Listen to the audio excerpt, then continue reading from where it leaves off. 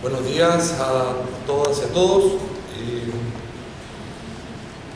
El taller que nos convoca, todos tienen el mismo objetivo: entender lo que es la BNA, entender lo que son algunas de las miradas que puede tener una BNA, y acabamos de escuchar la experiencia de la Universidad de Bío Bío, enfocada en tutores, cómo ellos entienden los tutores y cómo ellos entienden ese acompañamiento hacia sus alumnos de primer año. Yo quiero, y me interesa que lo miremos ahora desde otra perspectiva, desde la perspectiva de un centro de formación técnica.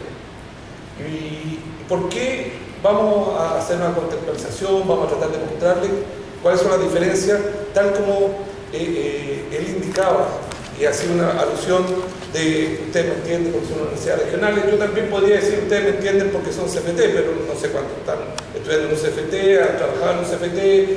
Muy poco estudiamos en un centro de formación técnica, la mayoría estudiamos en una universidad. Por lo tanto, si conocemos algo de un centro de formación técnica es solamente porque estamos trabajando en él.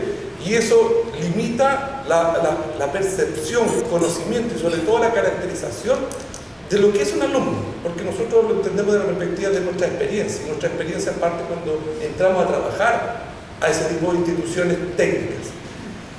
Y en eso hace una gran diferencia el poder generar programas de intervención, programas de apoyo, programas de desarrollo enfocados a alumnos de alto rendimiento. Así es que, discúlpenme si avanzamos primero pensando en qué es lo que es un CFT. Y para eso voy a partir comentándoles qué es lo que es el San Agustín. Nosotros somos un centro de formación técnica que está en la región del Maule, específicamente en la provincia de Talca, Linares y Cauquenes, y por coincidencia en las comunas de Talca, Linares y Cauquenes que se llaman igual. Ello conlleva que estamos dispersos en 3 provincias, una distancia entre 120 kilómetros entre Talca y Cauquenes y casi 50 entre Talca y Linares. ¿Qué significa ello? Que aquí estamos generando nosotros un programa, específicamente en San Agustín, que está enfocado en las 3 sedes. No hay una carrera, no existe una sola sede de intervención, sino que está pensando en las 3 sedes. Y para mayor abundamiento nosotros intervenimos, o nos enfocamos, o presentamos propuestas enfocadas a la jornada diurna y vespertina. Entonces, estamos hablando de jornada diurna y vespertina en estas 3 sedes. Cada una de estas sedes tiene algunas características, pero al final del día, y vamos a ver unos datos, son homogéneamente equivalentes en cuanto a edad de alumnos, de dónde vienen. La diferencia es geográfica. La diferencia está en que la construcción de equipos te tiene que hacer enfocado a cada una de las sedes, porque no puede haber equipos que estén dando o rotando a través de ellos. Nosotros fuimos fundados en el año 1988. Tenemos casi 27 años. Nos hemos acreditado una serie de veces. La última vez fue el año 2013, que fue nuestra tercera presentación de acreditación. Y hoy día tenemos 3.700 alumnos, y aquí viene la otra gran diferencia con la universidad que marca el modelo que nosotros hemos generado hasta este proceso de BNA. Son en carrera de 2 años. Y en 2 años, generar la madurez de un alumno tutor, lo hemos intentado, lo hemos tratado. Hemos llegado a generar mentores, pero no tutores responsables. No solo por falta de preparación del alumno, sino porque también este alumno tiene intereses súper presentes. Un alumno muy motivado, cuando termina su primer año, está pensando que el que un año entra a trabajar. Él está pensando en dónde voy a trabajar. Porque él entró a estudiar una carrera técnica como un medio para un mejor trabajo. No es en sí un desarrollo intelectual, no es una aspiración de construir su ser a través de este proceso reflexivo de educación superior. Él hace una selección bien básica, que me gusta y dónde me veo trabajando, y eso quiero estudiar. Pensando que el trabajar, si él se esfuerza, está al cabo de a finalización del 2.º año, cuando entra a su última práctica terminal. Por lo tanto, eso empieza a generar un perfil de estos alumnos. Y este perfil de los alumnos nos indica que casi el 52% de los alumnos tienen menos de 21 años. Pero veámoslo de la otra perspectiva, más del 48% de nuestros alumnos tienen más de 21 años. Y de hecho, sobre el 15% tiene más de 30 años. Entonces eso nos dice, ¿cuál es el alumno de primer año? ¿Cuáles son sus intereses, motivaciones? Crucémoslo con otro dato, donde este alumno de primer año también tiene responsabilidades parentales. O sea, tiene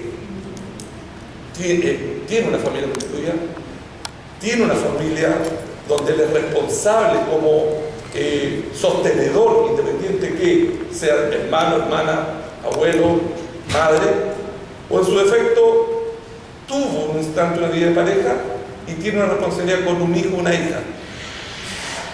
Ello conlleva que este perfil de alumno, tal como indicaba en la vez anterior, que el 6% tiene responsabilidades parentales, solo el 30% de nuestros alumnos tienen responsabilidad parental. Entonces, nuevamente volvemos al punto, es cómo podemos generar un plan de intervención.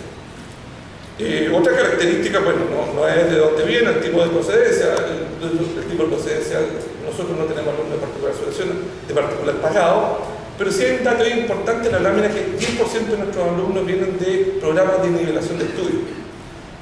Y como vienen de nivelación de estudio, normalmente son los mejores alumnos de su nivelación de estudio y son seleccionados para la beca BNA. Pero ustedes entenderán que un programa de 2x1 o un programa de rendir examen libre agota mucho de la universidad. Depende mucho no del instrumento, sino que del evaluador cuando estuvo tomándole esa evaluación. Por lo tanto, su capital cognitivo acumulado pequeño, aunque es de alto rendimiento. Y bueno, y tenemos todos los otros alumnos que propiamente por el programa son alumnos de alto rendimiento en contexto de su colegio y que han estudiado normalmente año tras año y han egresado, en este caso van a estar egresando este año 2015. Otro dato es que el 6% de nuestros alumnos vienen del programa de integración. Y por una situación que todavía no nos la explicamos, porque lo hemos conversado con esos liceos, esos alumnos se les califica con notas donde el 3% de nuestros alumnos total vienen del programa de integración. Y ahí sus capacidades de estudio, su capital cognitivo acumulado, es complejo trabajar con él en la BNA. Hago todo esto para poder que ustedes empiecen a entender en cómo uno puede construir un programa BNA, porque no nos estamos refiriendo a alumnos que lograron 550 puntos como mínimo en la PSU para poder ingresar a una universidad como la que me antecedió o como la de varios de ustedes que están acá, sino que estamos alumnos que su capital cultural medido a través de instrumentos estandarizados, no significa que ellos tengan otras riquezas, pero medido a través de instrumentos estandarizados, son deficientes y que sus notas de enseñanza media, independiente que diga un 6, un 6.5, un 6.3, un 6.8, es una nota que engaña.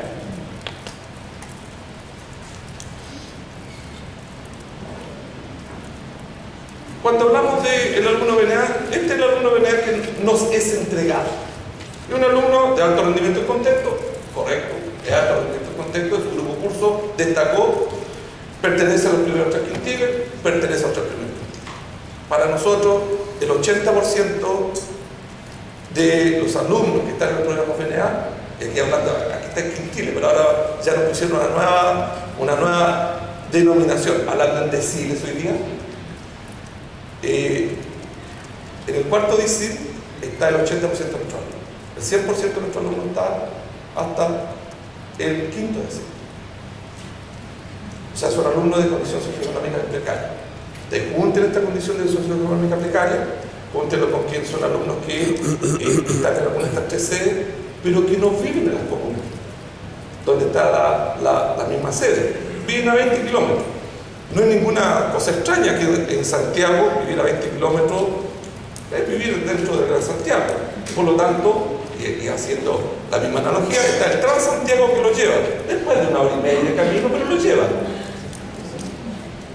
No sé el valor, y aquí voy a pecar de ignorante, pero por 180 pesos, 200 pesos, lo lleva, lo transita, se bajará de 3 micros, metros y llegará donde tiene que estar, y por ese mismo valor retorna a su casa. Bueno, lamentablemente nuestros alumnos, por esta condición de vivir en comunas aledañas, a estas capitales provinciales, él tiene que pagar un promedio aproximadamente de 1.500 a 2.000 pesos diarios. Porque las micros rurales tienen un valor mayor y no hay economía de escala en Santa Luna. Entonces, ya ahí entramos con otras barreras también a estos alumnos. Entonces, quiero caracterizar esto porque las barreras para un programa BNA no son solo las barreras cognitivas, no son solo las barreras de acompañamiento, son también las barreras económicas. Y aunque el programa permite intervenir, estamos hablando de una población que hace que cuando hablamos de la BNA sentimos que es excelente, pero que nos está quedando chica. No es solo el acompañamiento directo, tenemos lo que se llama los costos ocultos, los costos indirectos. Estos costos indirectos deben sincerarse para hacer realmente un trabajo efectivo, ya sea con los BNA o con los alumnos que hoy día están enfocados en las políticas públicas por el país y que son por nosotros deseados. Aquí les vuelvo a dar algunos datos. Son nuestros alumnos BNA, ya que entrando a los alumnos BNA de la institución, son un 5% de ellos son mayores de 21 años, son principalmente todos los que vienen de integración. Pertenecieron a integración en programas PI un 3%, provienen del sector rural, como les mencionaste, 28%, egresados de un liceo técnico profesional un 52%, el 54% de nuestros alumnos vienen de liceos técnicos profesionales, así que estamos hablando en la realidad. En cuanto a provenir del sector rural, el 33% proviene del sector rural, también estamos reflejando la misma realidad. Perteneciente al programa de integración, como ustedes les dije, el 6% de nuestros alumnos vienen, aquí el 3% un poco menor. Bueno, son alumnos mayores de 21, que ustedes pueden ver que hay una diferencia. En el caso nuestro es mayor la cantidad de alumnos que ingresan al primer año. Alumnos de jornada vespertina, el 30% de nuestros alumnos que están seleccionados por la BNA y son intervenidos. Por lo tanto, eso nos dice que tenemos que tener un equipo que parte a las 8 de la mañana y que tiene que estar disponible hasta las 11:30 de la noche.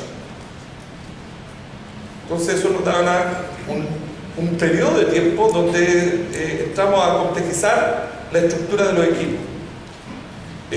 Son alumnos trabajadores el 42%, o sea, no es que tengan un trabajo estable. Salvo los alumnos mayores de 21, estos no tienen un trabajo estable.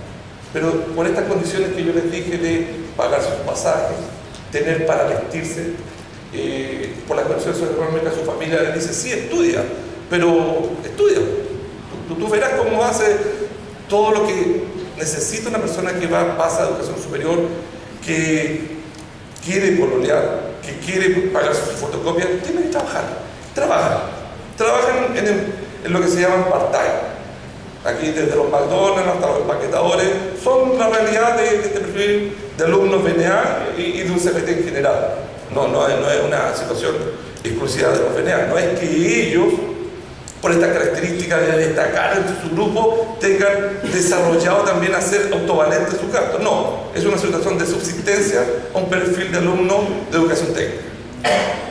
Bueno, y tal como indicaba, el 80% de ellos son de los 4 primeros deciles en los alumnos BNA. Nosotros hemos tenido durante 3 años, así que en la gráfica que presentaba Martín, nosotros somos esas instituciones que ya llevan 3 años con este programa. El programa nos ha servido muchísimo, así es que ojalá todos los que están acá pudieran tener un programa BNA. No es, y aquí hago dos distintos. Los recursos son importantísimos, pero lo maravilloso es lo que uno pudo y está haciendo con esos recursos. El valor de tener un flujo de recursos estables, independientes, que lleguen cuando quieren llegar, pero que uno los sabe prometidos, porque es un contrato. Y si uno tiene una institución que tiene la capacidad y responde, es un recurso que permite una planificación que se enlaza con el año siguiente. Nosotros, a través de ella, hemos construido realmente una identidad en la comunidad, pero también en la sociedad aledaña. Porque hemos podido decir, tenemos estos programas. Que es el temor cuando uno tiene un programa BNA y dice, y lo tendré el próximo año. ¿Puedo comprometerme a ir a un liceo y decir, hagamos algo, trabajemos en conjunto? Entonces, Es virtuoso que muchas instituciones lo tengan en forma permanente. No es un problema. El problema es que sea limitado una estructura de fondos que hace que lo competitivo de tal, porque los fondos no permiten abarcarlo a todo, suceda que algunas instituciones lo vamos a no entregar un proyecto tan competitivo como los que van a ser escogidos, o los que somos escogidos dejamos a otras instituciones que también lo requieren para esta población objetivo. Porque entendamos, la población objetivo la van a tener igual, si diferencia está en que no van a tener los recursos. Y si no tienen los recursos, y aquí hablo del respectivo CFT, no lo van a hacer. ¿Cómo nosotros trabajamos con estos alumnos? ¿Tutores académicos? Sí. Nos dimos cuenta, y aquí después voy a conectarlo con otra experiencia de desarrollo a través del fondo, en su momento MESESUB, hoy día DCI, cómo hemos construido y traspasado experiencias de un programa a otro. Disculpen. Pero los tutores, sí, es la base. Es la base porque para el perfil de nuestros alumnos es la base. ¿Y por qué hablo del perfil de nuestros alumnos en la base? Nuestros alumnos no son personas independientes. Nosotros soñamos que al egresar sean independientes. Esperamos que ellos sepan. ¿Por qué queremos que sean independientes? Porque ellos deben negociar su primer contrato de trabajo.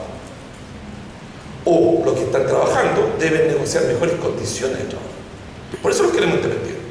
Queremos que ellos se empoderen, no del conocimiento, porque eso ya lo tienen, sino que de lo que significa lo que ellos valen. Pero no tienen la madurez, la capacidad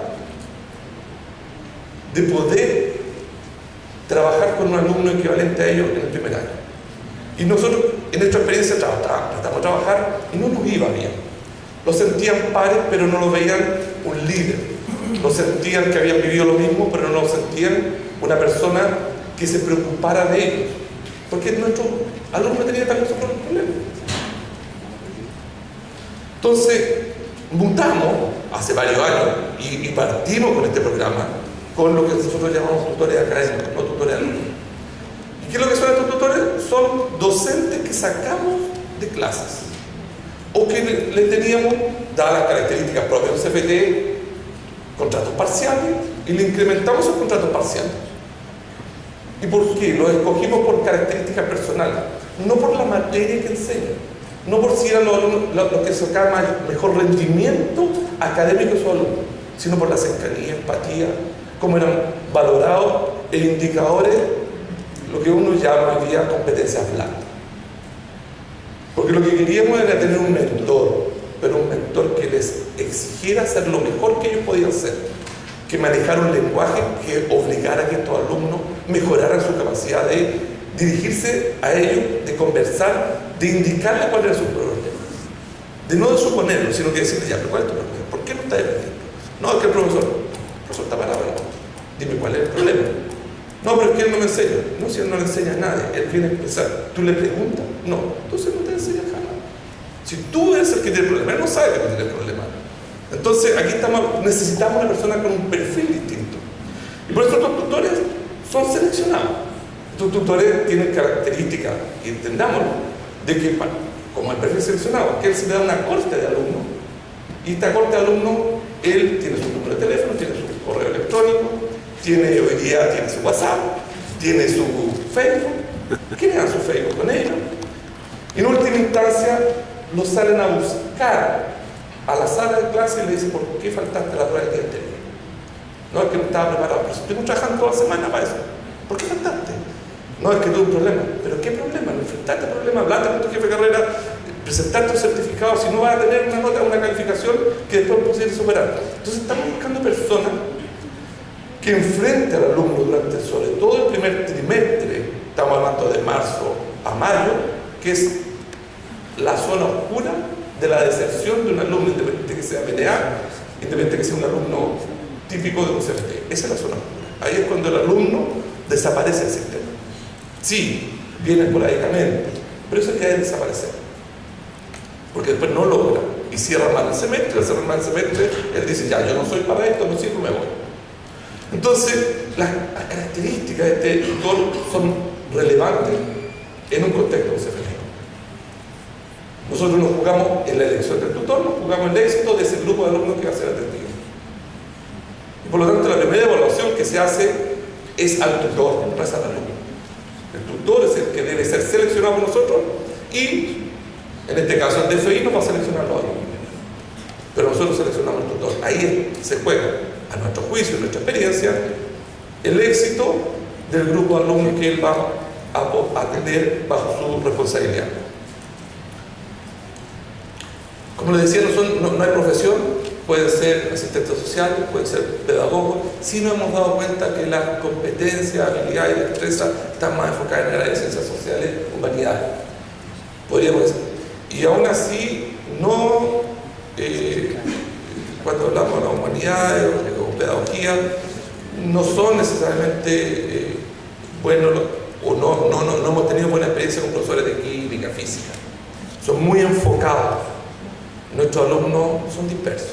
Y si alguien es capaz de hablar de su perspectiva de disperso, él no hace clic, y si no hace clic, el alumno nuevamente vuelve a hacer una ostra que tiene un buen rendimiento, pero que en educación superior ese buen rendimiento empieza a decrecer, porque necesita hacer trabajo en equipo, necesita estudiar con un par. Y si ustedes ven, el 52% de nuestros alumnos vienen del Liceo Técnico Nacional. Lamentablemente, menos del 30% de estos alumnos hacen la continuidad de su carrera técnica a la misma área de estudio de educación superior. Por lo tanto, saltan a otra área. Y al saltar, lo que traen de experiencia no les sirve de nada. Un segundo elemento que para nosotros es relevante es el diagnóstico. Y en este diagnóstico, tal como hablaba así anteriormente la persona que expuso, este diagnóstico estamos levantando a través de una encuesta que ya se ha estructurado, que lleva varios años dándose vuelta, que partió de otro programa, una caracterización. Porque los datos de matrícula, de dónde viene, eso está cuando se matricula. Ahí uno levanta todos los datos del promedio de nota hasta dónde vive, hasta condiciones económicas. Pero aquí estamos hablando de hábitos de estudio, estamos hablando específicamente que él mismo se diga cuántas horas estudia a la semana.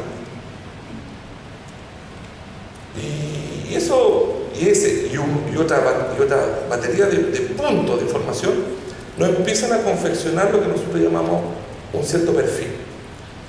Y por lo tanto, este diagnóstico que se levanta desde esta encuesta de entrada, que posteriormente se hace a través de una entrevista que el tutor aplica, y que todos estos elementos se pasan a un informe psicoeducativo que hace el psicólogo que tiene la unidad que está atendiéndolo. Entendiendo en nuestra institución, disculpen que no les dije, esto está estructurado dentro del área que se llama Centro de Apoyo al Aprendizaje. Ahí está estructurado todo este modelo. Bueno, este equipo toma todos estos datos y construye una serie de antecedentes. Y con estos antecedentes, que como les digo, vienen de la encuesta inicial, que se le aplica a los 1.600 alumnos nuevos que empezaron este año, a la entrevista a los 250 alumnos, el informe psicoeducativo, todo esto configura un perfil, llamémoslo un perfil de riesgo, donde 1.000 alumnos dicen nada, sigámoslo monitoreando, y de los 250, aproximadamente el 60% dicen nada, sigamos monitoreándolo, veamos cómo evoluciona dentro de las primeras semanas de inducción, y el otro 40% hay que empezar a trabajar inmediatamente con él desde el primer día. Porque un alumno que dice, ¿tu familia te apoya? No. Entonces, si te dicen no, necesita a alguien que lo apoye. Y ahí me hace el tutor. Alguien que le importe si le estudia. A condiciones de donde viene el programa de integración, que ahí también hay que meterlo al tiro. Pero estamos hablando de donde él te diga, sí, no me apoya. No le interesa que yo siga estudiando.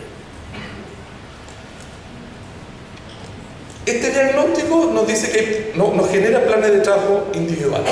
Y hablamos de planes de trabajo individuales sin perjuicio que eso después, cuando uno ya genera un plan de trabajo individual, eso después lo puede agrupar en plan de trabajo colectivo. No es que atendamos de este 40% de alumnos la primera semana, no es que a cada uno se le trabaje individualmente con un grupo profesional, no es así. No tenemos un equipo profesional para trabajar con cada uno. Además, tampoco él tendría tiempo si él tiene que ir a clase. Lo que estamos diciendo es que hay un plan de trabajo individual. Y en ese plan de trabajo es, uno, la asignación a un tutor. En la medida que de estos 250 alumnos se les asignó a un tutor, ok, todos tienen un tutor. Aproximadamente 10 a 12 alumnos por tutor. Y si a él le tocaron 5 alumnos que no hay que hacer nada, lo único que tiene que hacer es monitorear datos, monitorear asistencia, monitorear notas. Y estar dispuesto a conversar con el jefe de carrera. Oye, ¿cómo está Juan? Muy bien, mira, yo lo tengo en clase, es un alumno normal. Entonces, eso nos da pie a los talleres de estudio, después nos da pie a talleres transversales y a jornadas de reflexión y participación. No quiero meterme mucho en esto porque no es muy distinto a lo que hablamos antes, lo que ustedes van a poder ver en la misma lámina que va a estar en disposición, donde está detallado. Esto está detallado en la misma lámina que hacemos nosotros esto. Pero, ¿qué ha pasado con esto? ¿Sirve realmente? ¿Impacta en la institución? Sí, nos impacta. En el 2014, nuestra tasa de retención de alumnos de primer año es un 78%, nuestra tasa de alumnos BNA es 90%. ¿Cómo venía esa tasa antes de que partiéramos con la BNA? Realmente antes de que partiéramos la BNA, esos alumnos no existían para nuestro sistema. Un alumno de alto promedio de nota en la enseñanza media no era tema. Nosotros interveníamos a alumnos que tenían bajo 5, que querían estudiar, porque esos alumnos nosotros le dábamos una beca al 50%, porque como no tienen beca 9 milenios, le damos una beca, entonces ese era nuestro riesgo, y después todos los alumnos que iban surgiendo en el camino. Pero ahora nos dimos cuenta que esos alumnos también desertaban. Bueno, hemos crecido alrededor de 8 puntos entre que partimos y que estamos con el programa BNA. Sí, hay una mejora. La tasa de rendimiento primer año también significa. También tenemos alumnos que en su promedio de nota disminuye. ¿Y por qué de esto que hablé? Vienen de liceos técnicos, se pasan a carreras como técnico en enfermería, técnico en odontología, y su base en biología y química es 0. Ustedes entienden que el tercer cuarto no existe. Entonces sus notas son malas, entonces su promedio baja, pero avanzan, que es lo importante. La satisfacción de ellos está sobre la satisfacción de nuestros alumnos, y eso es súper importante. Ellos están más satisfechos de los servicios generales a través de los servicios específicos que lo que obtienen los otros alumnos. Entonces, este programa hace diferencia no solo en datos de rendimiento, sino también de satisfacción. ¿Cómo lo articulamos? Bueno, nosotros tenemos 3 programas aquí de botón de muestra. Es un programa que es del año, ustedes entenderán que cuando le digo el 1102, es un programa que desde el 2012 se empezó a aplicar, porque en el año 11 fue cuando se adjudicó. Nosotros ahí aprendimos, construimos lo que se llaman los equipos de centro de apoyo al aprendizaje, creamos la unidad en cada una de las sedes, experimentamos como lo que eran los tutores académicos, nos pegamos porrazos y aprendimos quién era el mejor perfil. Y aprendimos a generar encuestas de diagnóstico estandarizadas únicas, y guardar esos datos y trabajar y compararlo. O sea, no aplicarle y la aplicamos, ¿no? Y no le entregamos a nadie la información, pero nosotros sabemos quién era. Hoy día son entregadas a nivel de jefe de carrera, son entregadas a jefe de docencia, porque ellos son los responsables. ¿Por qué no nuestros docentes? Nuestros docentes son part-time. El docente tiene que hacer una buena clase. El jefe de carrera es el que tiene que preocuparse de todo el acompañamiento y además de todo, centro de apoyo al aprendizaje. Después con otro que era nuestro programa, un PMI, que es el 1201, nosotros empezamos a construir la formación de estos docentes, disciplinarmente, en enfoque por competencia, en programa articulado a través del módulo que se transformara en un diplomado, que le diera sentido a transformarse realmente en estos mentores, tutores, pero también a los docentes de primer año, para que aprendieran a trabajar con estos alumnos. Bueno, también aprendimos a trabajar con que los docentes son tan importantes como los alumnos. Y dentro de este mismo centro de apoyo y aprendizaje hay asesores pedagógicos que trabajan con el docente para que trabaje con un alumno de primer año, de primer semestre. Si no basta con el alumno, el profesor también tiene que ser intervenido. Por último, con necesidad educativa especial aprendimos a trabajar que no sabíamos cómo trabajar con alumnos de alto rendimiento que tenían condiciones distintas. Nos dimos cuenta que en el foco de la empleabilidad estaba el problema con ese alumno, no en el foco del acompañamiento. Entonces nos tuvimos que ir a cómo lo íbamos a hacer cuando el alumno saliera a trabajar. Y empezar a trabajar con las empresas. ¿Qué esperan de un alumno que tiene necesidades distintas? ¿Cómo ellos lo acogen? ¿O que esperan que venga formado? ¿O qué condiciones tiene que darse cuenta, más allá de las motoras, de desplazamiento? Que ya la aprendió que es un problema más. Sino que espera, ¿cómo lo ve una empresa? Bueno, ya aprendimos que también un alumno de BNA, tal como un alumno que en general tiene que ser preparado para eso. Por eso los tutores tienen que preparar lo que podrá sortear la enseñanza superior, pero otra cosa es el trabajo, nuevamente entra una segunda selva. A mí me pidieron que hablara de cómo institucionalizar. He llegado a todo esto para hablarle de cómo institucionalizar los PM, los PMI, las BNA en un CFT. Nuestra experiencia nos dice que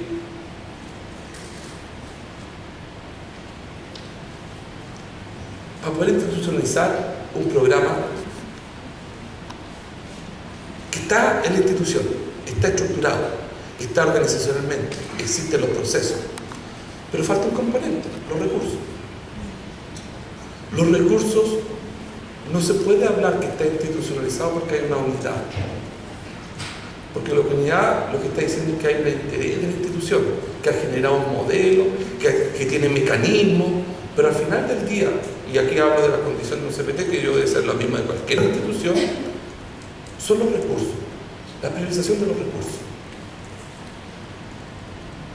¿Cómo hacemos cuando hay que invertir en tecnología para acercarlo a prototipos, a talleres, lo más cercano a la realidad laboral? ¿Cómo lo hacemos? Porque no son los prototipos, tienen que ser más prácticos y salir a terreno. Nuestros alumnos, todos los alumnos de primer año, tienen que ir a prácticos, a lo menos de tanta hora, todas las carreras. Los 1.600 alumnos tienen que, si pasan segundo año, tienen que tener un práctico. Y ese práctico tiene que ser monitoreado, tiene que ser llevado, tiene que ser financiado, dependiendo del tipo de práctico. Si estamos hablando de una carrera agrícola, tenemos que acercarlo al sector agrícola. Entonces, hoy día cuando se habla seguramente de calidad, hay una tensión en los recursos. Y esta tensión en los recursos impacta en los programas como los BNA, impacta en los programas de acompañamiento. Porque estamos hablando del mismo stock de precios, de servicios, y que todo es por fondo competitivo. Entonces, ¿qué creemos nosotros? Creemos que el PASE es un buen ejemplo. Un ejemplo donde los propedéuticos que nosotros estamos haciendo, nosotros no calificamos para el PASE en esta ocasión. El estigma de la estructura jurídica nos sigue. Pero ¿qué es lo que sucede? Es un modelo donde no sacas nada con darte la plata un año. Si este es un programa en el tiempo. Y te debo medir en tantos años, si lo haces bien te debo renovar en tantos años. Aquí estamos nuevamente a un convenio de desempeño, que es lo que se ocupa hoy día aquí y se ocupa en el mundo. O sea, al final hay que ver madurar los procesos y ver cómo esos procesos se instalan. Y si están instalados hay que financiarlos. Por lo tanto, cuando hablamos de institucionalizar, yo le he dicho, todo esto son estrategias, acciones.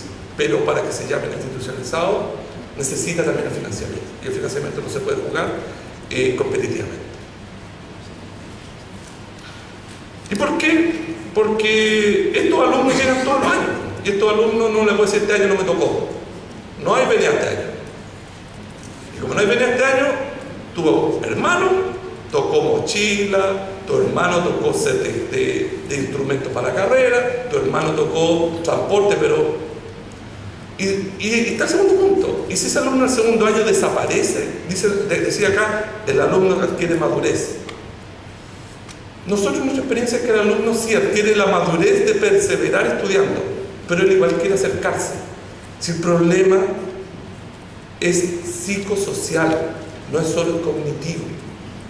El alumno quiere venir y que lo escuchen, quiere sentarse, estar con el coordinador de carrera, con el coordinador del psicólogo o este tutor y hablar con él media hora de cómo le está yendo en esta semana. Nosotros tenemos este programa, más allá de los BNA, todo alumno que pasa por BNA se le mantiene hasta que egresa. ¿Por qué no le podemos decir, no, se acabó la plata, entonces tú no tocas, solo los del primer año? ¿Cómo podemos hacer una política así? Si tú le ofreces que lo quieres escuchar y acompañar, pero solo los del primer año, porque la cuenta ya no cae para ti. Muchas gracias.